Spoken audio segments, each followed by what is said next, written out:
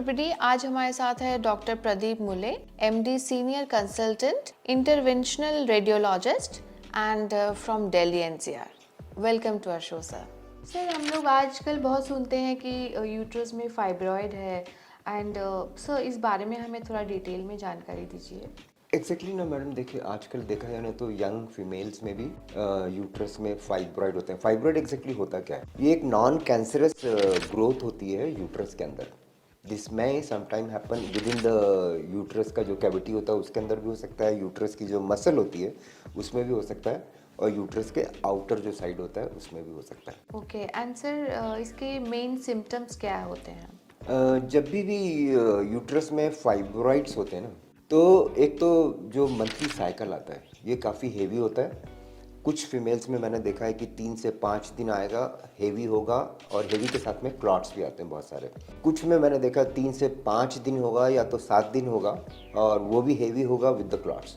Some women they may have the like a 3 to 5 days with the heavy bleeding and the clot, and then later on the spotting that goes on. And जो outer wall में होते हैं, outer wall में जितने fibroids होते हैं ना, इनका साइज़ बड़ा होता है क्योंकि इसमें हेवी ब्लीडिंग होती नहीं है। तो ये जो बड़े साइज़ के जो फाइब्रॉइड होते हैं ये करते क्या है, आसपास का जितने स्ट्रक्चर होते हैं, जैसे यूट्रस के सामने बिल्कुल यूरिन का बैग है तो उसको दबाते रहेंगे।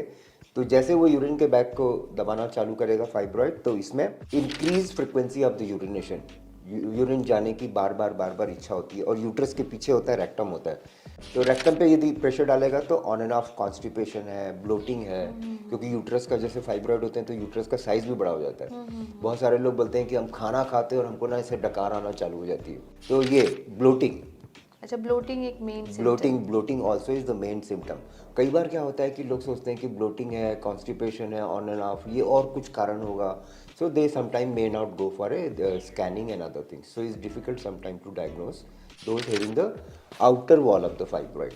और जो एक और फाइब्रॉइड होता है जो इनर अंदर यूट्रस की जो कैविटी में होता है, कैविटी वाले जितने फाइब्रॉइड होते हैं, यदि वो छोटा सा भी फाइब्रॉइड होगा तो उसमें हेवी ब्लीडिंग होती है। ओके, तो ब्लीडिंग मतलब, तो सर हम लोग कैसे इसको डायग्नाइज कैसे करेंगे? यदि किसी भी फीमेल को इस तरीके के सिम्टम हैं, तो डायग्नोस करने के लिए देखा जाए ना तो सबसे सस्ता जो इन्वेस्टिगेशन होता है वो होता है अल्ट्रासोनोग्राफी होता है। अल्ट्रासोनोग्राफी होता है वो बड़ी जगह में, छोटी जगह में, even in small village also nowadays available. तो अल्ट्रासाउंड कराते हैं तो अल्ट्रासाउंड में मालूम पड़ जाता है। पर अल्ट्रासाउंड में बहुत सारी जो चीज़ें होती हैं ना वो इतना क्लियर पता नहीं होता है। यदि आपको इसका और क्लियर पिक्चर चाहिए तो आपको एक MRI स्कैन होता है, MRI स्कैन करना चाहिए। MRI स्कैन करते हैं तो इससे आपको सारा डिटेल जो फाइब्रॉइड का है वो आपको मालूम पड़ जाएगा। क्या क्या हमको पता करना होता है इसमें कि फाइब्रॉइड कितने हैं, एक फाइब्रॉइड है, 2 फाइब्रॉइड है, या तो मल्टीपल फाइब्रॉइड है, वो इनर वॉल में है, आउटर वॉल में है। तो MRI जब हो जाता है ना तो इसका ट्रीटमेंट ऑप्शन क्या होना चाहिए, लाइन ऑफ ट्रीटमेंट क्या होना चाहिए, ये हम डिसाइड कर सकते हैं। ओके एंड सर एक्चुअली एक और मैं जैसे आउट ऑफ कॉन्टेक्स्ट आपसे पूछ रही हूँ कि ब्लीडिंग, हेवी ब्लीडिंग तो बहुत ही कॉमन प्रॉब्लम है लेडीज़ में, तो क्या हमेशा यही रीज़न होता है या कुछ और कारण भी हो सकते हैं? देखो, फाइब्रॉइड तो मेन कारण होता है हेवी ब्लीडिंग का। अच्छा। दूसरा होता है जिसको बोलते हैं DUB बोलते हैं। यदि आपका किसी का हार्मोनल डिसफंक्शन है तो भी हेवी ब्लीडिंग हो सकती है, पर वो परसेंटेज बहुत कम होता है। एक और एक कंडीशन होती है जिसको बोलते हैं यूट्राइन एडिनोमायोसिस बोलते हैं। उसमें क्या होता है कि अंदर की जो कैविटी है, कैविटी में जो मेम्ब्रेन है, वो मेम्ब्रेन यूट्रस के अंदर चली जाती है, तो उससे सिर्फ यूट्रस का साइज बड़ा हो जाएगा। ये फाइब्रॉइड नहीं होते हैं, ये एडिनोमायोसिस करके कंडीशन होती है। इसमें इसको आइडेंटिफाई करने के लिए इसमें भी हेवी ब्लीडिंग बहुत होता है, हेवी ब्लीडिंग है, क्लॉट है, पर एडिनोमायोसिस के साथ में इंटेंस पेन होता है। वो इतना पेन होगा कि जो सिंपल टैबलेट जो पेन मेडिकेशन लेते हैं उससे भी ठीक नहीं होता है। So this women normally they take the injectable pain medication also. और इनका जो पेन का जो पैटर्न होता है ना एडिनोमायोसिस में, ये बहुत क्लासिकल होता है कि मेंसेस चालू होगा उसके 4-5 दिन पहले ही इनको मालूम पड़ जाता है कि अभी ना एब्डोमेन थोड़ा मेरा टेंडर हो गया है। दबा के देखेंगे लोअर एब्डोमेन तो थोड़ा सा पेन होगा, यूट्रस का साइज थोड़ा उसमें और बड़ा होता है, और 4 से 5 दिन पहले इनको मालूम पड़ जाएगा कि अब पेन होना चालू हो रहा है। और जैसे ब्लीडिंग हुई और ब्लीडिंग खत्म हो गई, मेंसेस साइकिल खत्म हो गया, तो ये जो इंटेंस पेन होता है अपने आप से खत्म हो जाता है। So this intense pen before and during the cycle, this indicates the adenomyosis. तो ये 3 और 4 कंडीशंस होती है जिसमें ब्लीडिंग होती है फाइब्रॉइड के अलावा। ओके एंड सर फाइब्रॉइड के लिए ट्रीटमेंट ऑप्शंस क्या क्या है? देखिए फाइब्रॉइड के लिए जो ट्रीटमेंट ऑप्शंस है ना, एक तो है सबसे पहले तो मेडिकेशन है कि ब्लीडिंग हो रही है तो आप मेडिसिन लेते जाओ।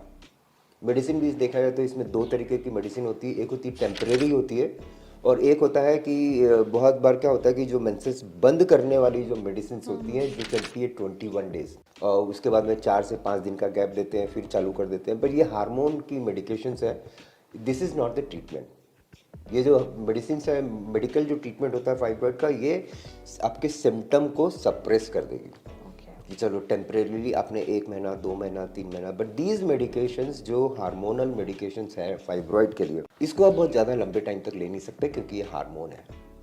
तो एक स्ट्रेच में आप यदि अपनी सर्जरी है या जो भी आपका लाइन ऑफ ट्रीटमेंट है इसको यदि आप पोस्टपोन करना चाहते हो तो 3 महीने तक आप ले सकते हो मेडिकेशन।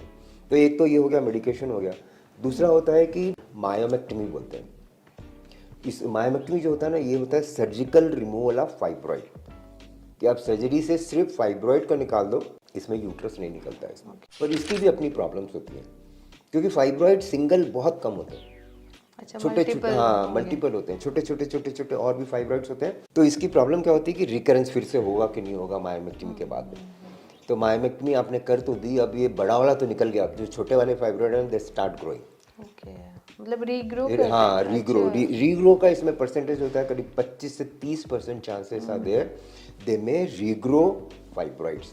पर इसमें एक और भी चीज़ होती है कि इसमें बहुत सारे पेशेंट मेरे होते हैं जो पूछते हैं कि ये रीग्रोथ होता है ये कितने टाइम पे हो, पर ऐसा कोई टाइम फ्रेम होता नहीं है, किसी के हुआ ही नहीं रीग्रोथ। पर मैक्सिमम लोगों के 20 से 25% जो लोग होते हैं इनके रीग्रो हो जाते हैं और वो जो पहले वाली जो सिम्टम है ना, हेवी ब्लीडिंग और ये वो फिर से चालू हो जाता है। पर एक बार जैसे मायोमेक्टमी सर्जरी हो गई तो दोबारा से यदि होता है ना तो दोबारा सर्जरी करना थोड़ा सा मुश्किल होता है। अच्छा। क्योंकि अंदर इतना सारा स्कार बना हुआ है तो वो सर्जरी दूसरी कई बार पॉसिबल नहीं भी होती है। फिर तीसरा एक और तरीका होता है कि रिमूवल ऑफ यूट्रस होता है। रिमूवल ऑफ यूट्रस नॉर्मली देखा मैंने जो मिनोपॉज के आसपास में है फीमेल्स 47, 48, 49, इन लोग कई बार सोचते हैं कि यार निकलवा ही दो पूरा। पर ऑर्गन किसी का निकालना, पर्टिकुलरली यूट्रस, यदि कोई दूसरा ऑल्टरनेटिव नहीं है तो मेक सेंस, तो मेक सेंस। यहाँ चलो अब कोई चांस ही नहीं है, दूसरा कोई वो ही नहीं है। पर most of the gynaecologist they tell the patient कि यार अब बच्चे थोड़ी पैदा करने हैं आपको, निकलवा दो। But this is wrong, this is wrong. This is a integral part of the womanhood. आप उसको यदि जब तक नहीं निकालने की जरूरत पड़े तो नहीं निकालना चाहिए। हाँ, यदि कोई ऑल्टरनेटिव है ही नहीं, मान लो कभी किसी को उसके साथ में कैंसर भी हो गया, तब तो आपने निकालना ही है। But otherwise you should look for a some other alternative also. जो नॉन सर्जिकल एक ट्रीटमेंट होता है इसका, जैसे पहला तो मैंने बता दिया मेडिकेशन होता है, दूसरा मैंने बता दिया मायोमेक्टमी होती है, सर्जिकल रिमूवल ऑफ फाइब्रॉइड, और तीसरा जो होता है वो होता है रिमूवल ऑफ यूट्रस, और चौथा एक ऑल्टरनेटिव ट्रीटमेंट होता है जो थोड़ा सा कम पॉपुलर है इंडिया में, जिसको बोलते हैं यूटराइन आर्टरी एम्बोलाइजेशन बोलते हैं, इसको यूटराइन फाइब्रॉइड एम्बोलाइजेशन भी बोलते हैं। आप यदि जैसे मैंने तो यूएस से फेलोशिप करी हुई है, मैं तो देखा जितने पेशेंट होते हैं ना फाइब्रॉइड वाले, सबको आपको सारे ऑप्शन देना ही होता है कि आपको यदि फाइब्रॉइड है, आप ओपीडी में गए दिखाने के लिए, तो आपको ये जो मैंने 4 ऑप्शन बताए, चारों ऑप्शन बताना चाहिए। Let's the person choose, decide, women choose, उसको पता होना चाहिए। अब most of the gynaecologist in India they don't tell anything about the non-surgical treatment which is called as the uterine fibroid embolization. बिल्कुल सर, और ये बहुत ज़रूरी है कि ऑप्शंस पता चले, अगर सर्जरी के बिना ये पॉसिबल है, ठीक है, और आपका इतना एक्सपीरियंस है इसमें। तो सर ये प्रोसीजर के बारे में हम बात करते हैं, यूए कैसे होता है? यूए प्रोसीजर करने के लिए ये होता है शॉर्ट एनेस्थेसिया में होता है। अच्छा। हल्का हल्का बेहोशी होती है, 1 दिन का एडमिशन होता है। जैसे मान लो आप सुबह सुबह एडमिट होते हो तो नेक्स्ट डे मॉर्निंग में आप घर जा सकते हैं। तो शॉर्ट एनेस्थेसिया है, 24 आवर हॉस्पिटलाइजेशन है, इसमें एक भी कट नहीं लगता। ओके। तो एंट्री जो होती है ना अंदर, जैसे एंजियोग्राफी होता है ना, एंजियोग्राफी में कैसे होता है, आप ब्लड सैंपल देते हो, बस उतना सा एंट्री होता है, तो उसी सिमिलर एंट्री से हम लोग चले जाते हैं। ये नॉर्मली होता है ग्रॉइन के एरिया, थाई के पास से होता है। तो वहाँ से आप चले गए और अंदर जाके आर्टरी के थ्रू जाके एक पतला सा ट्यूब होता है, कैथेटर बोलते हैं जिसको, एंजियोग्राफिक कैथेटर्स होते हैं, इसके लिए स्पेसिफिक कैथेटर्स होते हैं फाइब्रॉइड का जो ट्रीटमेंट के लिए। वहाँ से आप अंदर जाके, ये कैथ लैब में होता है, तो आपको सारा मैपिंग पता होता है कि मेरे को कौन कौन से फाइब्रॉइड हैं, कौन कौन से फाइब्रॉइड के ब्लड सप्लाई मेरे को बंद करना है। तो ब्लड सप्लाई आप जैसे बंद करते हो, तो बंद करने के बाद में ये जितने जो फाइब्रॉइड है ना, ये धीरे धीरे धीरे करके श्रिंक हो जाते हैं। इनका श्रिंकेज भी जो होता है ना, जो जिसका ब्लड सप्लाई जितना ज़्यादा है वो उतना जल्दी श्रिंक होगा। ओके। और ये श्रिंकेज जो प्रोसेस होता है ना, ये चलते रहता है अंदर अंदर। बट ये है कि आपने जैसे ये प्रोसीजर हो गया, सब कुछ हो गया, घर जाके आपको कोई बेड रेस्ट करने की ज़रूरत नहीं होती है, बार बार ड्रेसिंग की ज़रूरत नहीं है, क्योंकि स्टिचेस एक भी नहीं लगानी है इसमें। तो ये तो सारे इसके प्रोसीजर हम लोग कैसे करते हैं।